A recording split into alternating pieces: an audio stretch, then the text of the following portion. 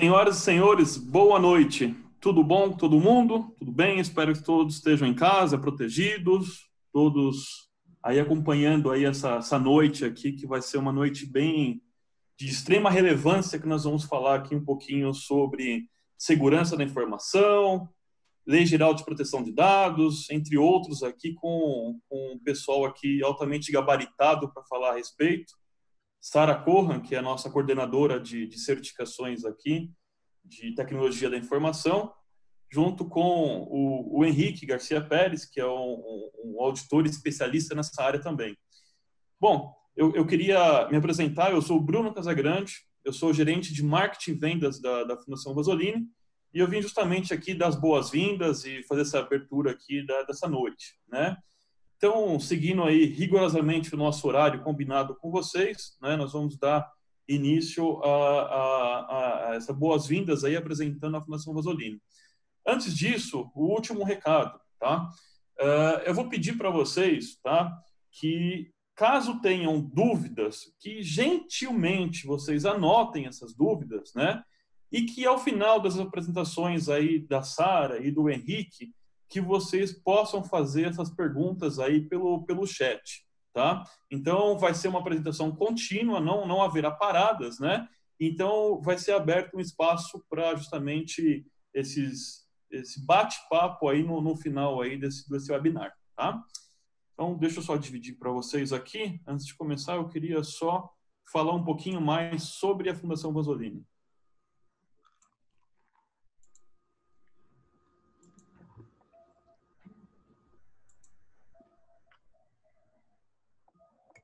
Bom, gente, para quem não conhece a Fundação Vasolini ainda, a Fundação Vasolini é uma fundação sem fins lucrativos que foi formada, é mantida e gerida por professores da Escola Politécnica da Universidade de São Paulo. Tá? Ela foi formada em 67, tá? Justamente com a missão, tá, de estabelecer e executar caminhos mais eficientes para acelerar o desenvolvimento sustentável do Brasil. Tá? Então, a gente tem como missão justamente aí tá contribuindo para o desenvolvimento social e ambiental e sustentável do Brasil. Bom, e o que nós fazemos? O que a Fundação Vasolini faz? Né? Bom, a Fundação Vasolini ela consegue aliar o conhecimento da universidade, como eu comentei para vocês, estamos dentro da Universidade de São Paulo, curso de engenharia de produção, né? Então, nada mais é do que pegar os conhecimentos de engenharia, né, e expandir esses conhecimentos no dia a dia das pessoas, né, de pessoas, de governos, e justamente com qual intuito? De contribuir com a resolução dos problemas econômicos, ambientais, sociais, técnicos do Brasil e do exterior. A Fundação ela tem 4 áreas de atuação, né? Educação, como eu já comentei para vocês, dentro da própria Universidade de São Paulo, com os cursos de engenharia de produção, né? E dando continuidade, formação de educação continuada, né? Cursos de atualização de curta e longa duração, né? Então, todos eles saem com chancela da própria universidade, tá? Certificação, o qual nós estamos representando aqui nessa noite, certificação de produtos, sistemas de gestão, enfim, a Fundação, ela foi e é, né, a primeira certificadora aqui no Brasil. No próximo slide eu vou falar um pouquinho mais sobre o nosso histórico. Nós temos uma área de P&D, de pesquisa, né, desenvolvimento de projetos aí de caráter de inovação. Então, nós somos uma ICT, um Instituto de Ciência e Tecnologia, o qual nós somos credenciados ao Ministério de Ciência e Tecnologia. Tá? Então, isso nos permite receber verbas, né, para desenvolvimento de projetos de P&D. E nós temos o quarto e último departamento, né, que é um departamento que cuida aqui de soluções personalizadas, né, que também tem caráter de inovação. Então, empresas chegam até a Fundação Vasolini com um determinado problema e nós vamos lá justamente para solucionar, né, esses problemas. Né? Então, é isso que a Fundação Vasolini faz, indo diretamente para o departamento de certificação, né? Acho que esse slide aqui é bastante oportuno, porque ele demonstra aqui, basicamente, onde que nós estamos, né? Então, eu costumo dizer que a Fundação Vasolini está no dia a dia de todos que estão aqui na sala, sem que ao menos vocês percebam, né? Então, a Fundação Vasorini faz certificações, por exemplo, do café, né? Qualidade do café que vocês tomam de manhã. Nós temos processos de avaliação de leite, nós temos processo de avaliação de água, temos um processo de avaliação de segurança dos pneus, né? Temos o processo de certificação de carros, que é o setor automobilístico, setor financeiro, certificando grandes bancos, parte de educação com as escolas, construção civil, os hospitais. Então, ou seja, né, a Fundação Vasorini está no dia a dia de vocês, sem que ao menos vocês percebam, tá? São mais de 2.500 clientes, né, entre entidades públicas, privadas e terceiro setor, trabalhando com mais de 70 normas de certificação, aqui no Brasil, inclusive fora do Brasil. Tá? Então, esse aqui é um pouquinho do panorama aqui do Departamento de Certificação.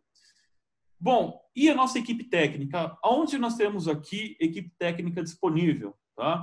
Ao todo, são mais de 400 auditores espalhados aqui em todo o Brasil, então, praticamente em todo estado aqui no Brasil, nós temos auditores aqui espalhados nas mais diferentes áreas de atuação, na América do Sul, na Europa e na Ásia. Tá? Então, aonde quer que vocês estão, né, nós temos uma solução apropriada e temos um time ali pronto, apto para poder atendê-los.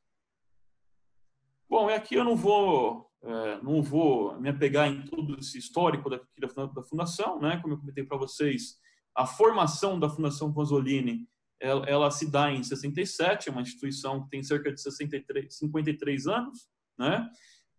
E nos primórdios do desenvolvimento das primeiras normas, dos primeiros processos de avaliação da conformidade, né? A Fundação Vasorini foi escolhida em 1988 para representar o Brasil.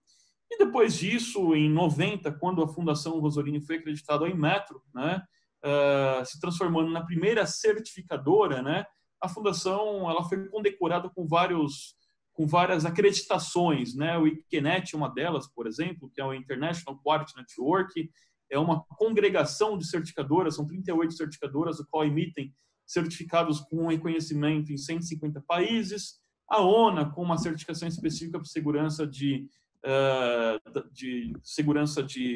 hospitais, né, do paciente, IATF, certificação automobilística, o AQUA, com construção sustentável, esse selinho aqui que vocês estão vendo aqui, que é o selinho de eficiência energética para edifícios, depois um processo aqui de certificação junto à ANS para as operadoras de plano de saúde, e assim por diante, tá? Não estão todas as normas aqui, como eu comentei para vocês, né? Então, a Fundação Vasorini, eu queria deixar aqui claro, é a maior e mais completa certificadora aqui disponível no mercado, né? Então, eu queria passar aqui a palavra, acho que eu já falei bastante, talvez tenha até extrapolado um pouquinho aqui, não queria tomar tanto tempo aqui, justamente da Sara e do Henrique, mas basicamente eu queria dar a boa noite, boas-vindas para todo mundo, desejar uma excelente noite e, de novo, o último recado, tá? Novamente repetindo, para aqueles que tenham questionamentos, dúvidas, enfim, vai ser aberto justamente esse processo de debate no final da apresentação. Sara, Henrique, a palavra está com vocês. Boa noite e boa apresentação. Muito sucesso. Obrigada, Bruno, pela apresentação que você fez. Nós vamos começar nos apresentando e vamos falar, cada um vai falar uma parte dessa apresentação. Na realidade, esse webinar nós íamos fazer em 3 pessoas, o Henrique Garcia, que vai se apresentar em seguida, o professor João Marino e eu, mas o professor João ele está hospitalizado e não pôde participar. Henrique, se você quiser começar se apresentando, falar um pouquinho do professor Marino, aí eu faço o início da apresentação. Me apresento e faço o início da apresentação. Então, boa noite para todo mundo, né? Eu queria só... a gente, infelizmente, o nosso amigo, professor João Roberto Marino, né, que tem uma vasta experiência na área de gestão, ele foi professor da FEI, foi professor da USP, trabalhou muito tempo na Elebra, na área de telecomunicações, e, infelizmente, ele está acamado aí com a tal de Covid-19, né? Se Deus quiser, ele vai poder sair o mais breve possível do hospital. Bom, eu sou o Henrique, eu estou trabalhando na sala de gestão há 35 anos, né? Tenho o privilégio de ser auditor da Fundação Zene desde 98, né? No qual eu atuo em mais de 10 normas, né? 9.001, 14.001, 16.001, e mais especificamente na 27.001 e agora na 27.701. Venho trabalhando na área de gestão, contribuindo com várias empresas, aí, fiz o trabalho de mais de 120 empresas que eu contribuí com a certificação como consultor. Eu sou instrutora da Fundação Zanini e vamos fazer tentar fazer em 1 hora com vocês aí, passar um breve assim, um breve relato do que é a 27701 para vocês. Um abraço para todo mundo e um ótimo webinar. Sara? Bom, boa noite. Obrigada, Henrique. Boa noite a todos. O meu nome é Sara, eu estou na Fundação Vanzolini desde 98 e sou formada em ciência de computação, depois eu fiz mestrado em engenharia de software e tenho trabalhado com auditorias de sistemas de gestão e também trabalho com melhoria e avaliação de processos de software, de desenvolvimento de software aí nesses últimos anos. Nós vamos, então, falar um pouquinho da segurança e privacidade de informação conforme essa norma recente, que é 27701, foi publicada em 2019. O que nós vemos, então, no cenário?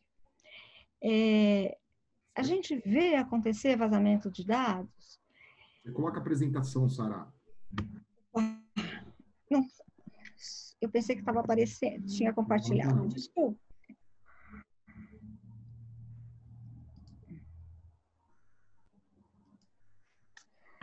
Pessoal, desculpa, achei que tinha compartilhado a tela. Opa!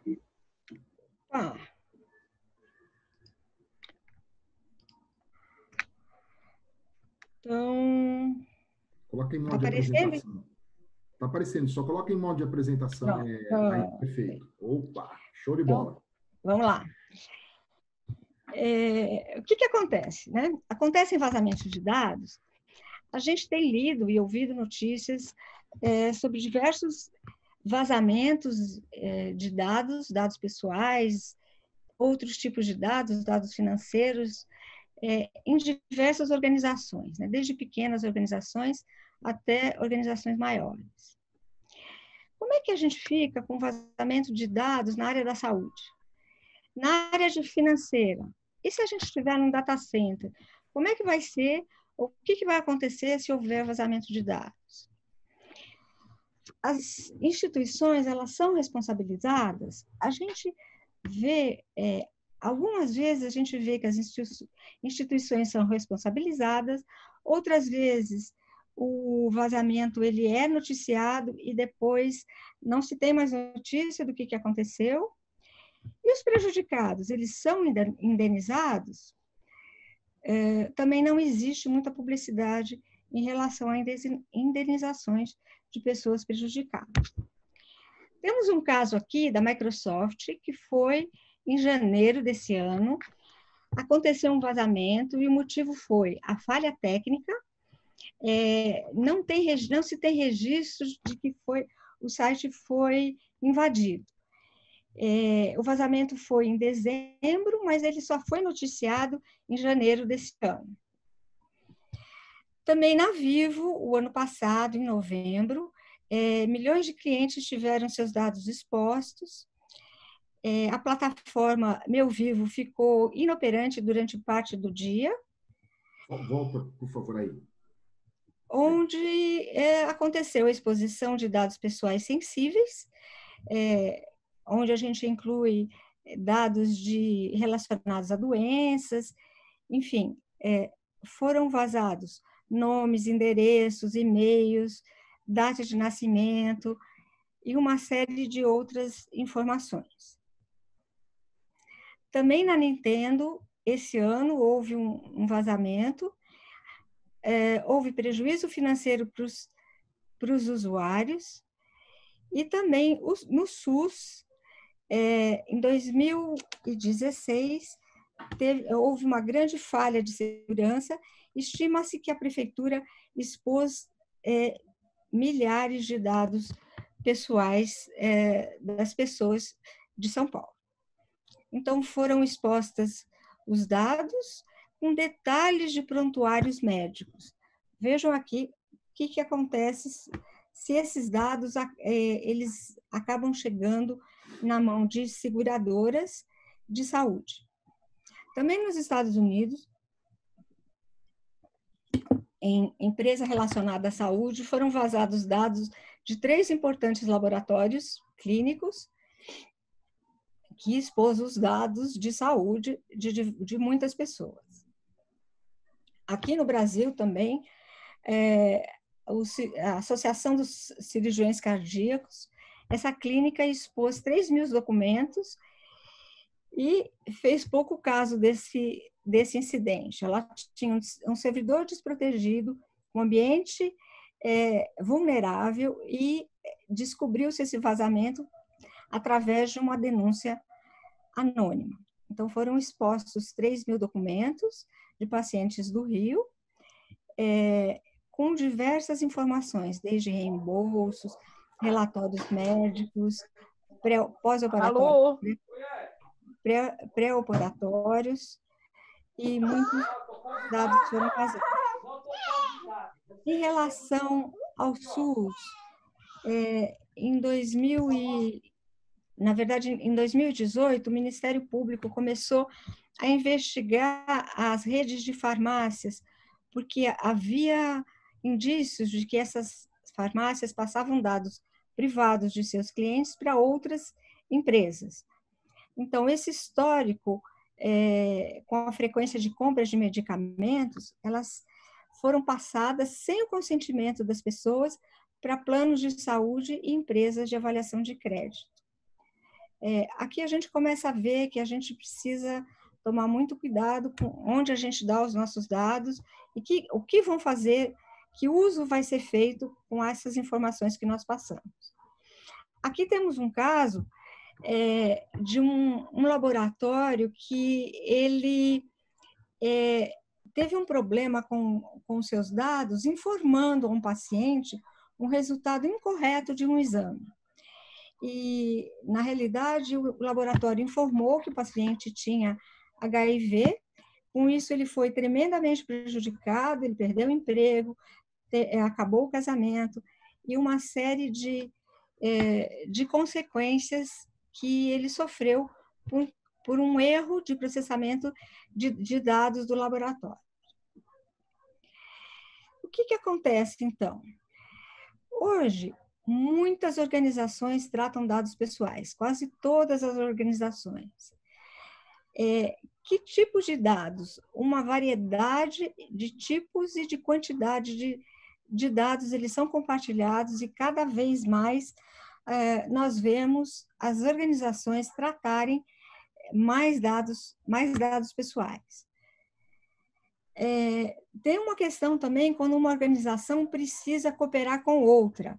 Ela trata os dados pessoais de uma forma, e será que aquela empresa terceira, para a qual ela tem um trabalho conjunto e está repassando os dados, essa empresa ela tem o mesmo cuidado com o tratamento de dados? Hoje a gente vê, então, que a proteção da nossa privacidade é uma necessidade.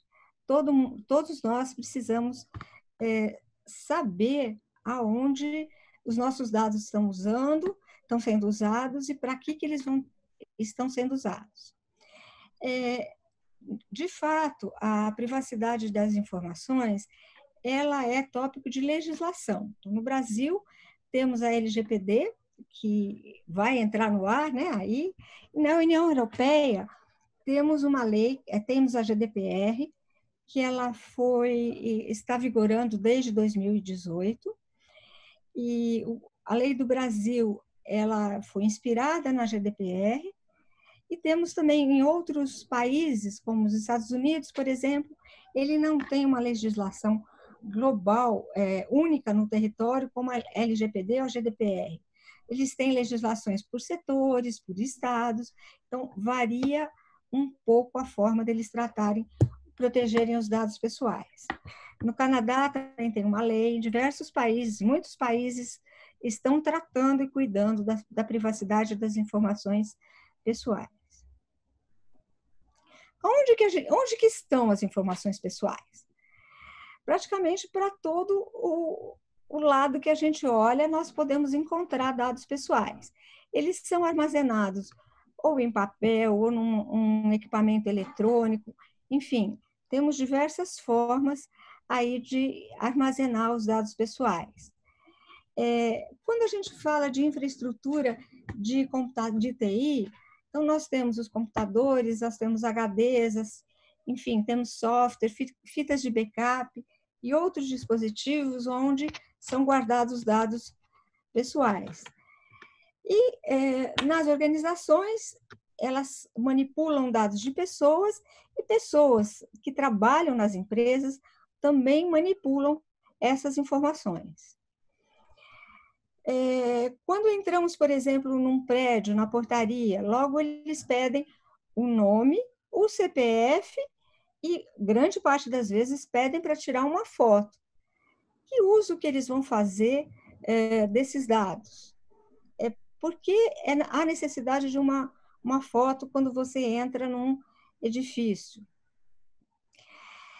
Bom, em relação para ajudar a tratar esses dados, a ISO e a IEC e o IEC, eles publicaram uma norma que é 27.701, que é o objeto aqui desse nosso webinar.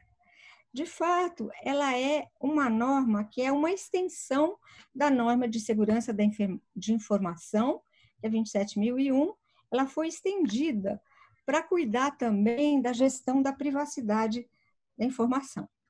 Ela é aplicável a todos os tipos e tamanhos de organizações, organizações governamentais, organizações pequenas, organizações públicas, privadas, enfim, todos os tipos e todos os tamanhos de organizações.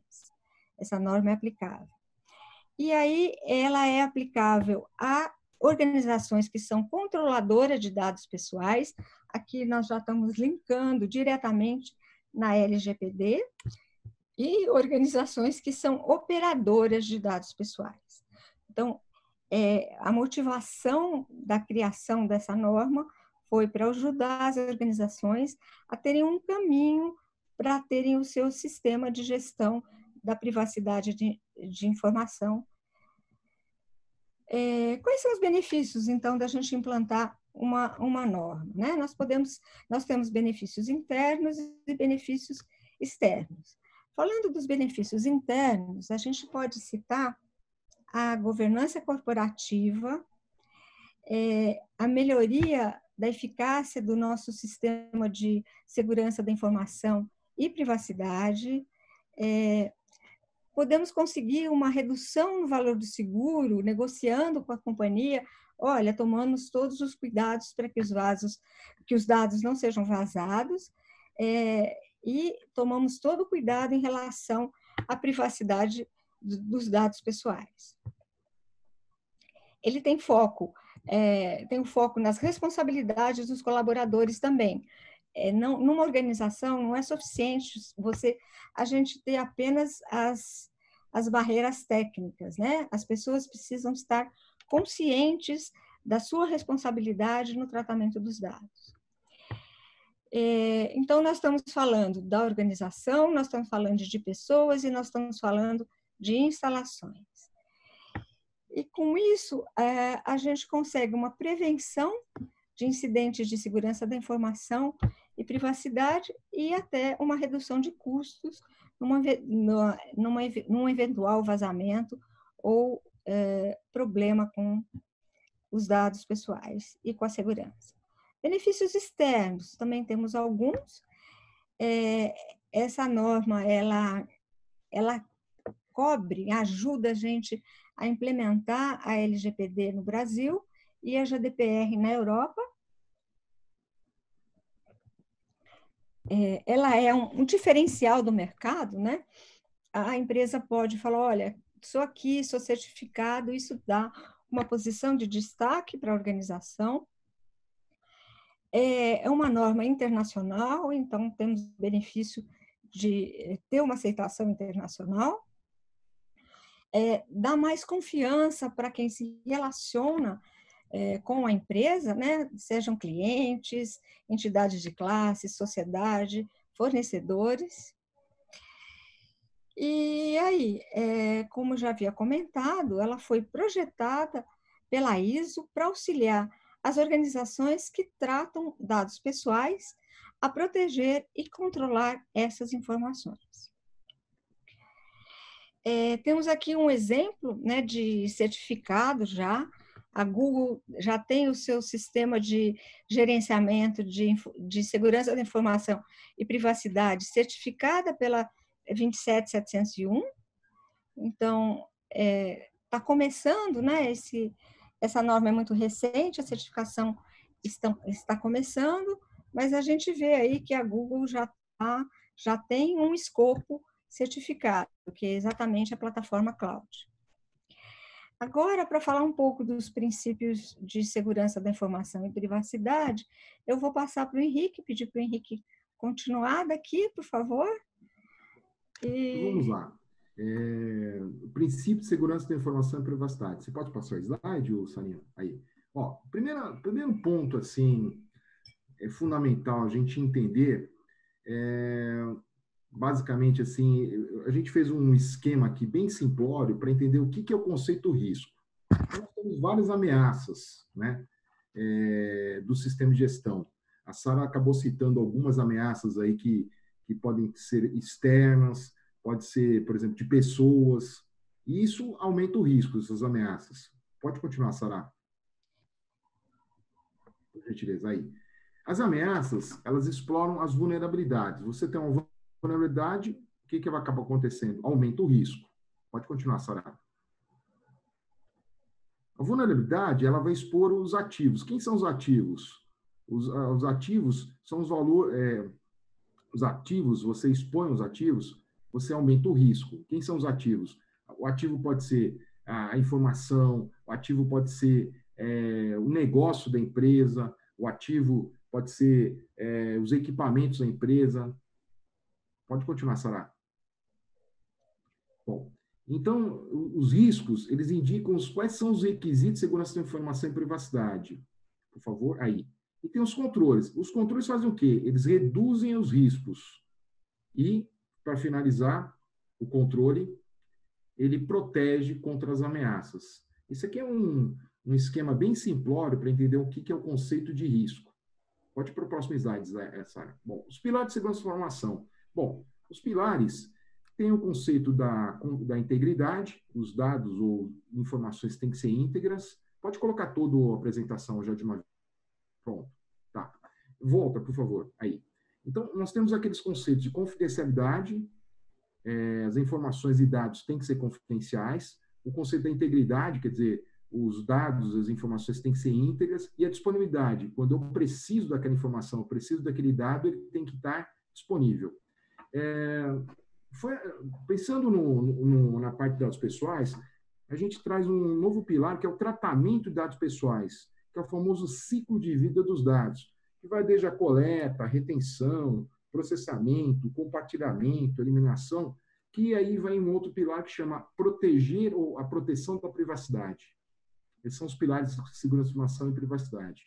Pode ir para o próximo, por favor.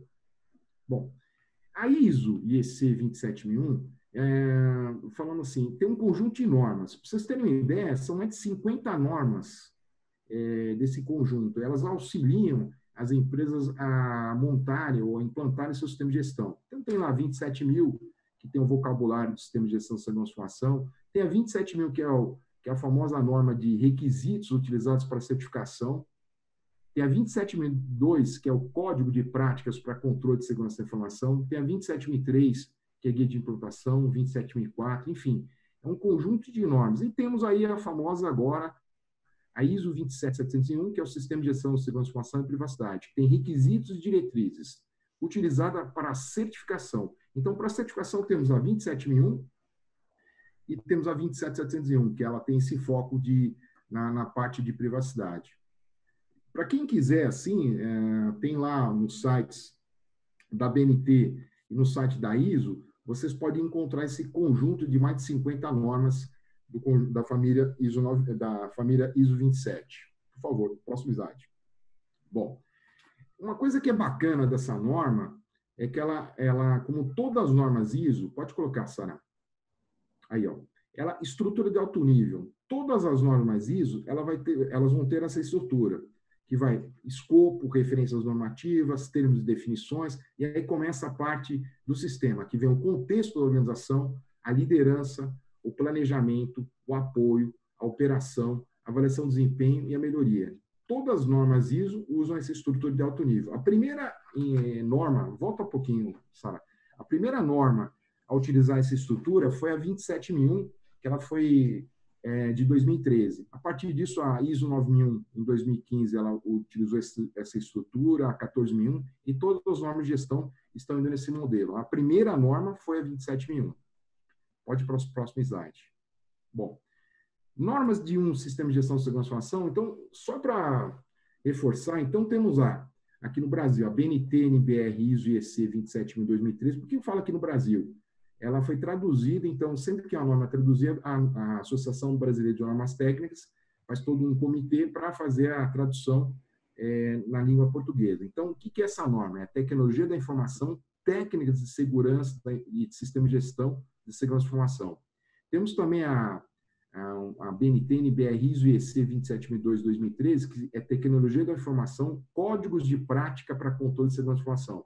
E temos agora o que é o foco do nosso curso, do nosso webinar, que é a BNT, NBR, ISO e EC 27701-2019, que são técnicas de segurança, extensão da BNT, NBR, ISO e EC 27001 e a BNT, NBR, ISO e EC 27002, para a gestão da privacidade de informação, requisitos e diretrizes. O que quer dizer? Vai para o próximo slide, Sara, por favor. Ó, vamos lá. Estrutura da 27001. Como vocês podem perceber, ela tem a mesma estrutura de alto nível. Então, vai lá, desde o escopo e tudo mais. O que ela tem de diferente para as outras normas? Ela tem o famoso anexo A, que é referência aos controles e objetivos de controle. Que a diferença da 27001 em relação às normas, outras normas de gestão, ela tem esse anexo A. Por favor, próximo slide, Sara. Bom, a 27002, ela é uma estrutura, a norma, pode ir até o final, Sara, até o último controle. Tá. O que é a 27002? É uma norma de código, né, de boas práticas. Então, ela pega, por exemplo, quando a gente está vendo aí capítulo 1 é o escopo, referências normativas, termos de definições, estrutura da norma. Aí começa 5, política de segurança da informação.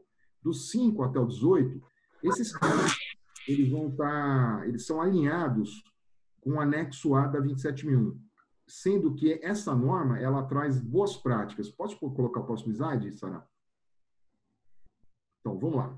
Então, eu vou explicar um pouquinho a diferença entre as duas normas, a 27001 e a 27002. A 27001, volta, por favor. Sara, por favor, volte. Volta, Sara. Volta. Aí, vamos lá. Então, a 27001, ela estabelece os requisitos mandatórios para planejar, implementar, monitorar, analisar e aperfeiçoar o sistema de gestão de segurança da informação. Ela tem a documentação necessária, tem a responsabilidade da alta direção, tem auditorias internas, análise crítica de direção, melhoria contínua e lista os controles do anexo A.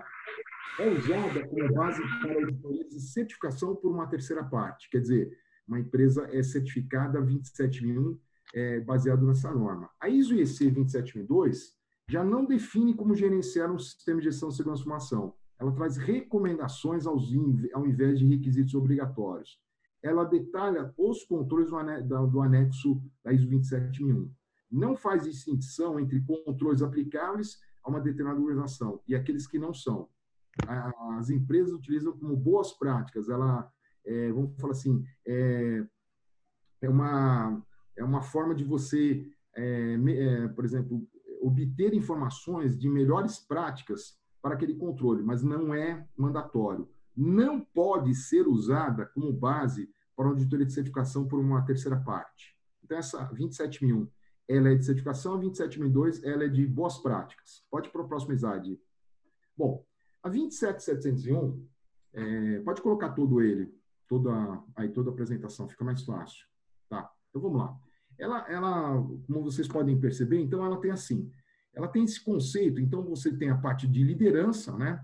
Então, a liderança vai estabelecer a política, o seu comprometimento, a responsabilidade e autoridade, ela define toda, vamos falar assim, a liderança do sistema de gestão.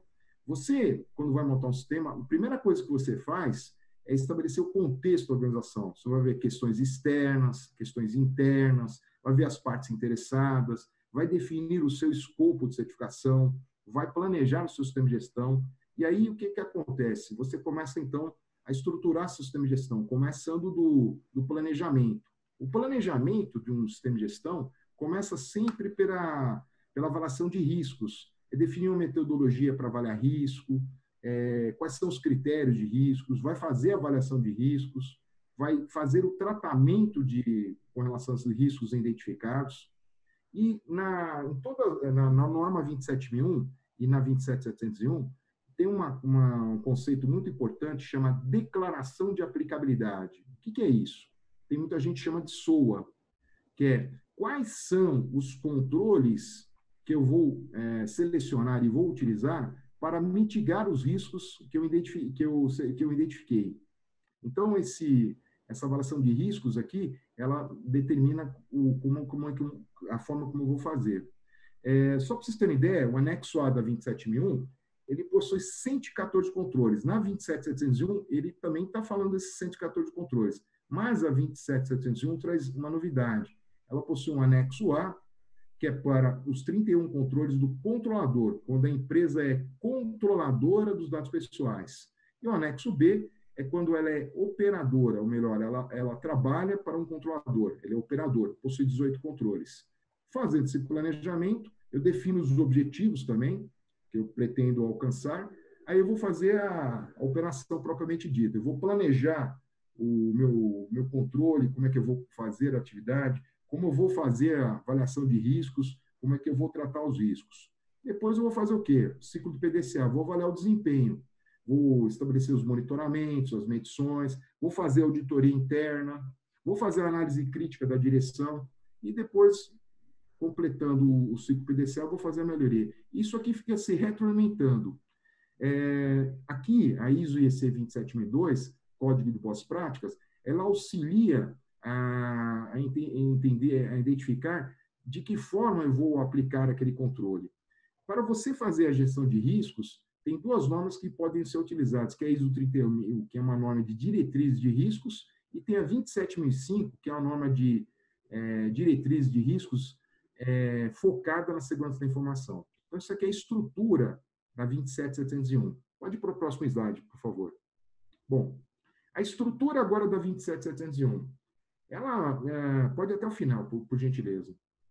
Ali, até o último. Aí, pronto. Bom, então, o que ela traz aqui? Ela é uma norma, lembrando, a 27701, ela traz assim, ela traz requisitos e traz diretrizes. Então, é uma norma que é uma extensão da 27001.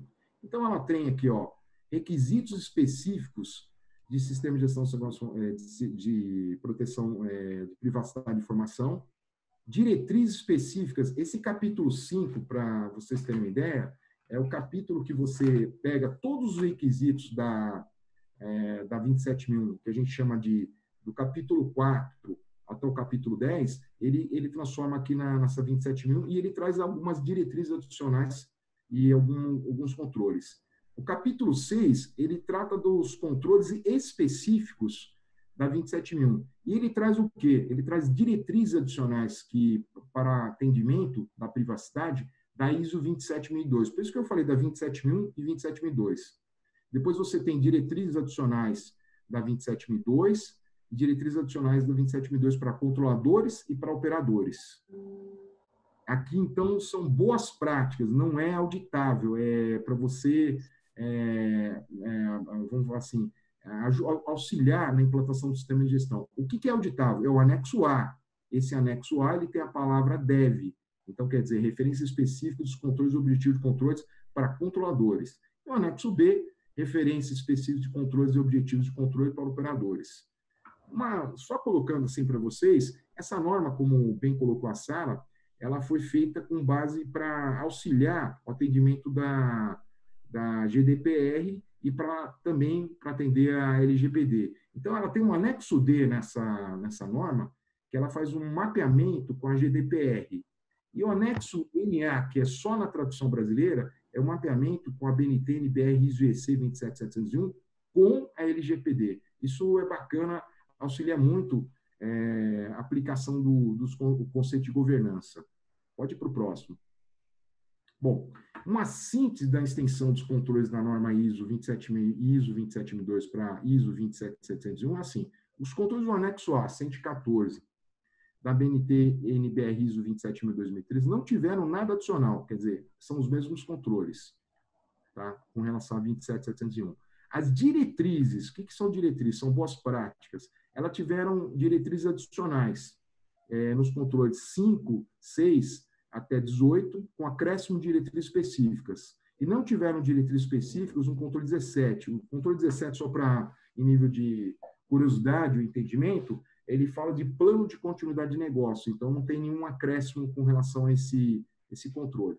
Lembrando que somente pode ser auditado os controles do anexo A da BNT NBR ISO EC 271/2013, que possuem sempre a condição de deve, dependendo sempre da declaração de aplicabilidade, e as diretrizes da BNT NBR ISO EC 27002 servem como código de prática para controle de segurança da informação e possuem sempre a condição de convém.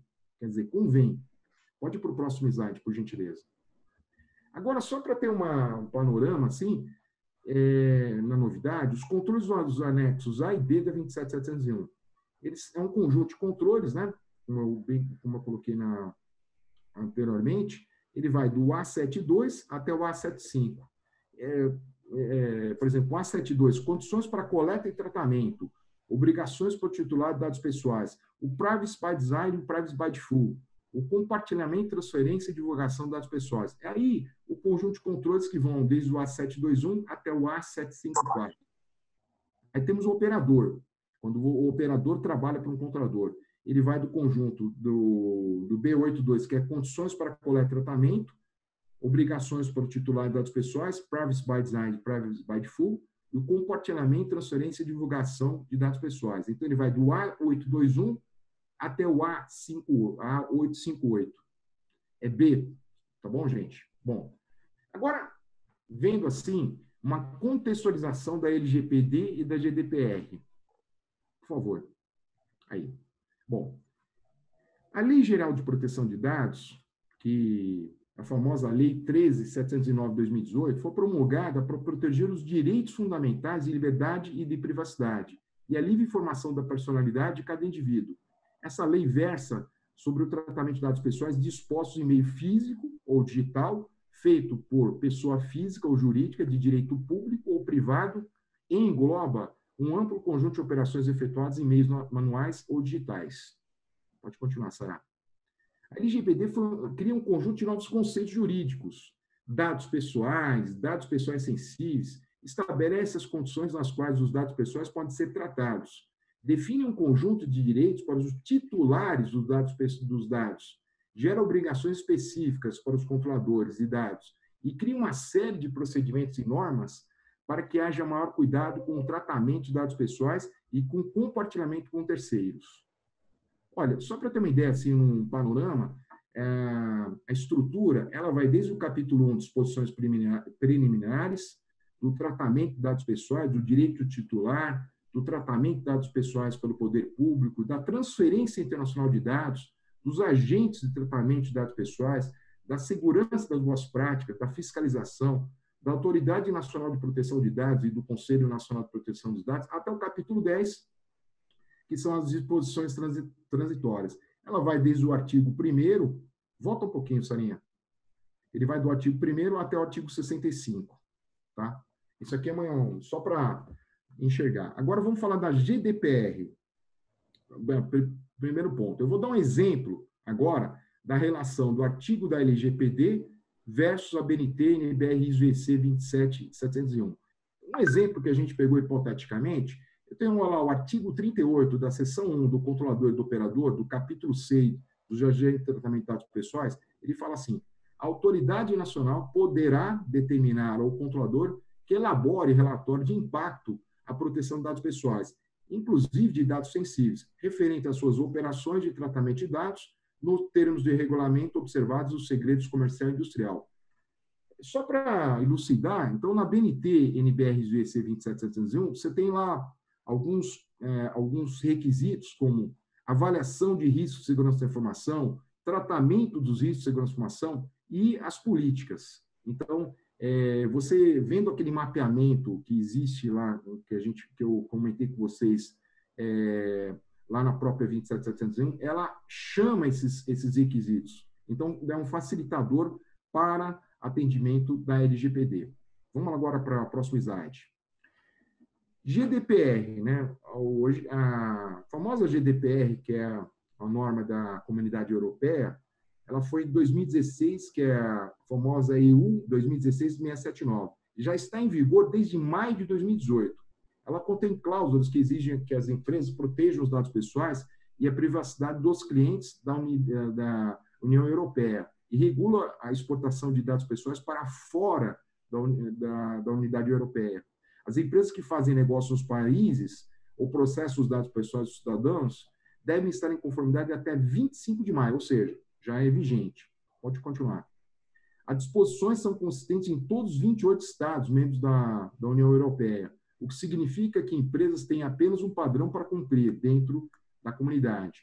A GDPR contém 99 artigos que definem os seus requisitos e direitos concedidos aos cidadãos da União Europeia, e as operações e estrutura da GDPR e as sanções. Vamos lá. Aqui um exemplo, só para contextualizar, tem um artigo 5.1d do capítulo 2, preciso e, quando necessário, atualizado. Devem ser tomadas todas as medidas razoáveis para garantir que os dados pessoais imprecisos, tendo em conta as finalidades para as quais são processados, sejam apagados ou retificados sem demora, precisão. Então, esse é o artigo que está lá, um exemplo na GDPR. Na BNT, NBR, ISO EC 27701, a gente tem lá o controle chamado A743, que é precisão e qualidade, que ele acaba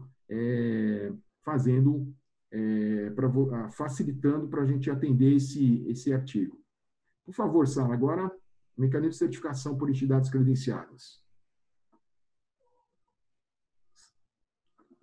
Você fala ou eu falo, Sara? Posso falar? Tá bom. Como é que é, então, o mecanismo aí da certificação? A gente tem um organismo certificador, por exemplo, a Fundação Vanzolini é um organismo certificador. As empresas, né, as organizações, elas têm que atender as partes interessadas, e daí surge a necessidade dela se estruturar, e para ter maior credibilidade, ela pode pedir, fazer uma auditoria de certificação, que seria uma auditoria de terceira parte. Como é que é, então? Antes da certificação, a gente pode ter uma pré-auditoria, que ela é opcional, temos a auditoria de fase 1 e a auditoria de fase 2. Depois da certificação, o ciclo de certificação é a cada 3 anos. Então, nos 2 anos seguintes, é necessário ter uma auditoria de supervisão. Então, depois de 1 ano que ela foi certificada, temos uma auditoria de certificação. No próximo ano, também tem outra supervisão, e depois temos uma recertificação. E começa... Volta um pouquinho no slide anterior.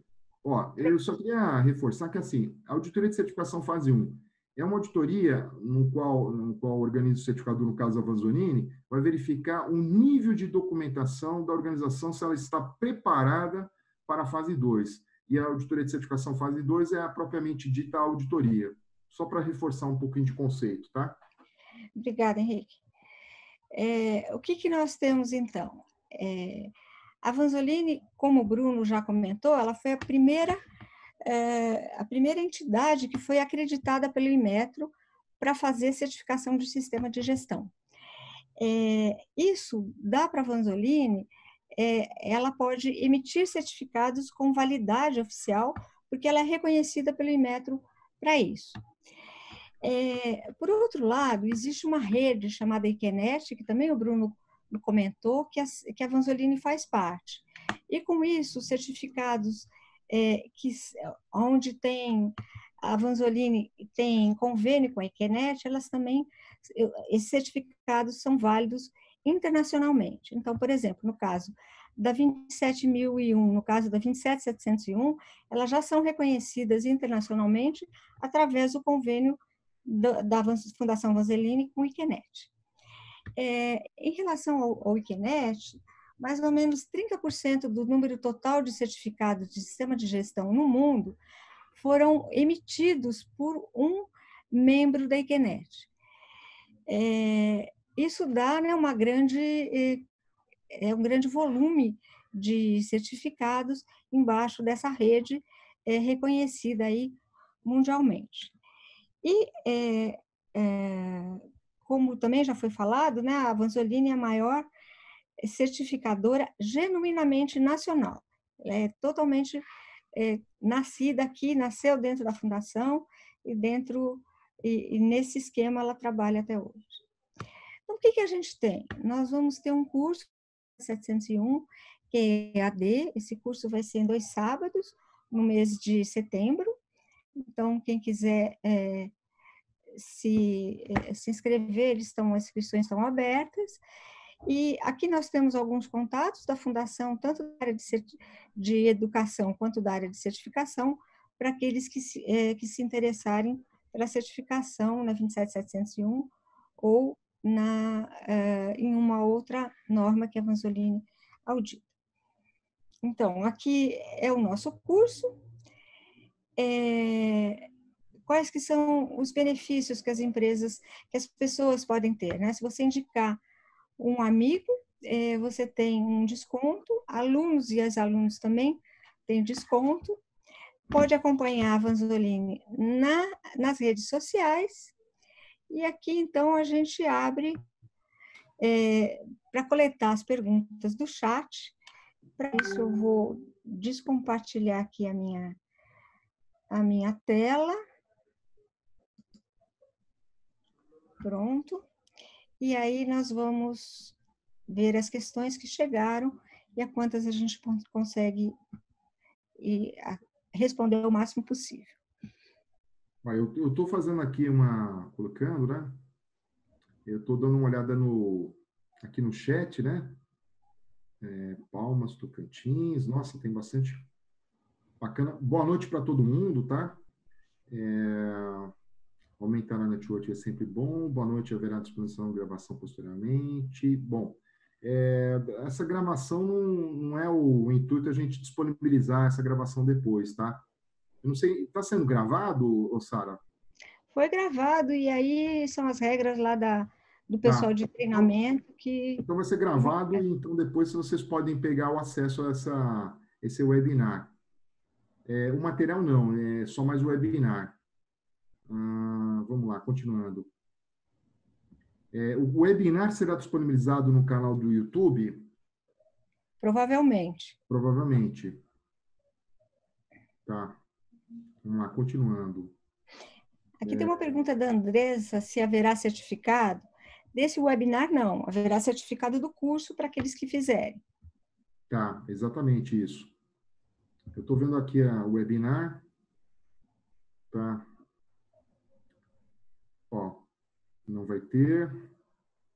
Me inscrevi, o certificado... tá aqui, ó. O Jefferson está falando, me inscrevi pelo Simples, o certificado é automático? Não, não vai ter certificado, é um webinar. Se você participar do treinamento, aí vai ter o certificado. O webinar vai ficar disponível depois em algum lugar? Ele vai ficar na plataforma, né? No YouTube, né? Possivelmente, Aqui. vocês poderiam informar sobre esta confirmação pelo e-mail no qual os participantes fizeram a inscrição, pois esta informação não consta no mesmo. Eu preciso... o pessoal lá do apoio, lá da Paulista, lá do pessoal de treinamento, que tem que ver essa parte, né, Sara? Lucas, você consegue responder essa questão? Lucas, você pode entrar na apresentação agora? Oi, tô aqui. Sim, eu já estava conversando com o pessoal aqui eu já estava conversando com o pessoal aqui no chat certinho. Pode deixar que eu me resolvo com eles. Tá bom. Tá ok. Temos uma pergunta um pouco mais para baixo, que é do Jonas. Eu não tô... Eu estou descendo o chat aqui, tem bastante... Aqui, ó. Para as empresas que atuam como controladores e operadores em seu segmento, devem estar em conformidade com os controles do anexo A e do anexo B? Exato. A pergunta que o Jonas fez é muito boa, porque assim, quando você vai fazer quando você for fazer o planejamento do seu sistema de gestão, então, colocando o conceito, você vai fazer o contexto, vai ver as questões externas, questões internas, vai ver as partes interessadas e vai ver qual a sua forma de atuação. E existe assim, você pode ser controlador, você pode ser operador, como você também pode ser controlador e operador. A minha experiência que eu estou vendo assim nas empresas é que basicamente a empresa acaba atuando, ela é controladora e operadora, tá? Então aí o que acontece? Ela identificando a forma como ela atua, se ela é controladora ou seja, ela controla os dados pessoais, então ela vai ver o anexo A da 27701. Quando ela for operadora, o anexo B. E ela pode ser os dois, pode ser controladora e operadora. Uma questão aqui da Adriana, perguntando se o anexo específico da LGPD ela já está disponível. Sim, ela está. Quando a gente adquire a norma, ela já vem com esse anexo. Sim, exatamente. Adquirindo a norma da BNT, né? A norma do BNT, porque, lembrando, na tradução brasileira, né, que é a BNT, ele tem esse mapeamento que ele faz essa relação da LGPD com os requisitos e controles da 27701. Tem aqui o Frederico perguntando qual o valor do curso. Na verdade, todas as informações sobre o curso, elas estão no site da Vanzolini. Então, o valor do curso vai depender da situação de cada um, se é aluno, ex-aluno, já foi, né? É aluno da USP, enfim. E, com isso, tem a política de descontos da fundação. Tem uma pergunta aqui do David, né? Yoshida, que ele fala assim, tem uma questão aos apresentadores. Tendo em vista que a LGPD será aplicada a todas as pessoas e a todas as empresas, na visão de vocês, a ISO 27701 pode ser uma boa referência para a adequação das pequenas e médias empresas? Exatamente.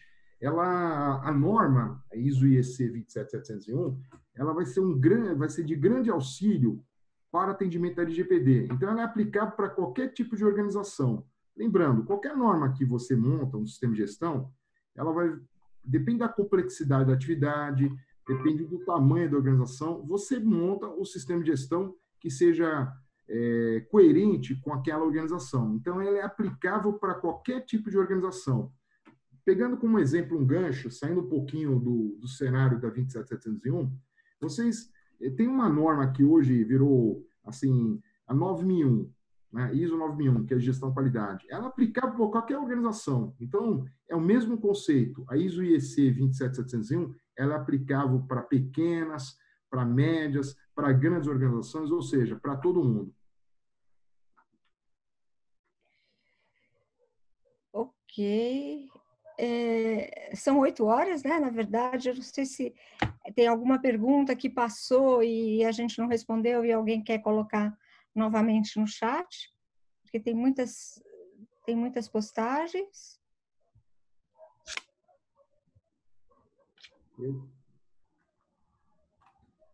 Bom, eu acho que a gente já respondeu todas as perguntas aqui, viu, Sara? Está chegando uma agora. Qual que é essa pergunta? O contrato com os operadores em que são definidas as obrigações dos mesmos com o controlador, baseado nos controles do anexo, pode ser considerada como a principal evidência de aplicação e controle dessas e cumprimento desses controles?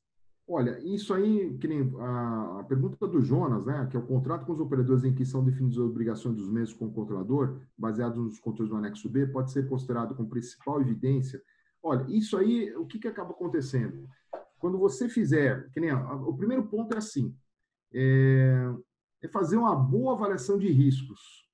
É bom fazer uma boa avaliação de risco e tratamento de riscos.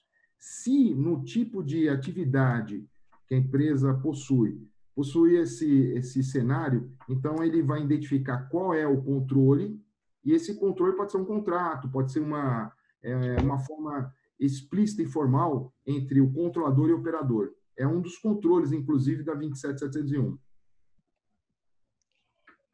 Tem uma questão aqui do João Gago. Quais são os pré-requisitos para o curso da 27701? Você quer responder, Henrique? Olha, eu vou responder assim, quer ver? O pré-requisito, assim, primeiro tem que conhecer um pouco do sistema de gestão, entender um pouquinho o que é o ciclo do PDCA, o que é o contexto, que vai ajudar muito. Se conhecer a 27001, ajuda mais ainda, porque essa é uma norma de extensão.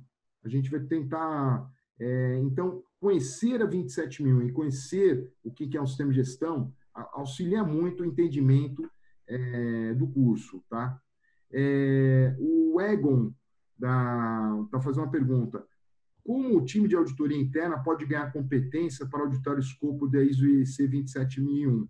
Segue a mesma linha da ISO IEC 27001 com a competência de auditor líder? Vamos lá. A pergunta do Egon é muito boa, que é assim. Primeiro, auditoria interna, você não é obrigatório a ser auditor líder. Você pode ter um curso de formação de auditor. Como a gente está falando da ISO IEC 27701, se você fizer um curso de interpretação dos requisitos da 27701 e for já auditor líder da 27001, você pode atuar como auditor interno da sua organização. Para ser auditor líder, aí você tem que fazer um curso de auditor líder. Eu acho que tem mais alguma pergunta ou podemos Tem algumas questões aqui mais jurídicas, essa a gente não tem condição de... Não vamos responder porque nós não somos advogados, né? Tá. Então, e não é o foco do nosso webinar. O foco do webinar hoje é só passar a 27701, que lembrando, como a Sara colocou, a 27701, como qualquer norma de gestão, e essas normas de gestão de segurança e informação, não é para a área de TI, é para a organização toda. Então, vai envolver desde a parte, vamos falar assim, de compliance da empresa, a área jurídica da empresa, vai envolver a parte de recursos humanos. É um sistema de gestão onde todos vão participar do sistema de gestão. Tá? Vai envolver também, por exemplo, muitas vezes a área comercial, vai envolver a área de compras, né, na avaliação, no estabelecimento de contratos. Então, é um sistema de gestão, ele envolve os processos para a gente conseguir ter um sistema de gestão eficaz. Tá. É uma pergunta, quer ver? Ó, vamos lá, assim, quanto à obtenção de consentimento, como ficam os usuários na base antiga de dados que não têm consentimento? Olha, o que acontece, né? Eu queria só responder assim. A gente sempre que monta um sistema de gestão, a gente vai fazer assim, ó. Eu vou dar um exemplo do que eu estou vendo essa semana. Estou fazendo auditoria interna numa empresa que eu tenho o privilégio de estar fazendo um trabalho de auditoria interna, que é a Boa Vista, que a gente está fazendo um trabalho de 9001, 27000 e 27701, que assim, a gente falando do consentimento. Você tem o consentimento, você cria uma regra, cria as ferramentas, então, a partir dessa data, o consentimento começa a ser feito dessa forma. E tem uma coisa chamada legado. O que é o legado? Então, esse legado eu tenho que tratar, eu tenho que deixar todo mundo conforme a regra.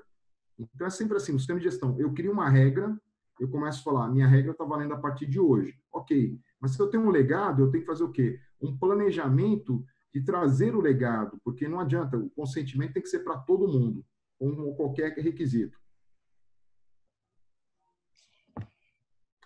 Bom, eu acho que são 8h05, né? A gente pode começar a encerrar. Vamos lá. Por favor, Sarinha. Eu gostaria de agradecer, então, a presença de todos, também os diversos comentários elogiosos que estão aparecendo aqui no chat. Agradecer toda a infraestrutura, todo o pessoal da Fundação que contribuiu para que isso pudesse ocorrer. Agradecer também, em nome do professor Marino, que não pôde estar aqui conosco, a presença de todos. E agora é com você, Henrique, para fechar. Bom, gente, eu queria agradecer todo mundo essa 1 hora que foi dedicada para entender um pouquinho do que é a 27701. A gente espera que tenha contribuído com vocês todos, né? Muito obrigado pela participação do webinar e sucesso aí para as organizações. E eu queria só comentar assim, eu queria falar assim uma palavra. Eu queria que todo mundo tivesse desculpe estar falando assim, o professor Marino, além de ser um ótimo auditor, é meu amigo pessoal. Então, eu queria só compartilhar com vocês, se vocês puderem colocar um pensamento positivo para que ele possa sair dessa situação. Tá bom, gente? Então, um grande abraço e fiquem com Deus. Boa noite, gente. Obrigada. Boa noite, gente.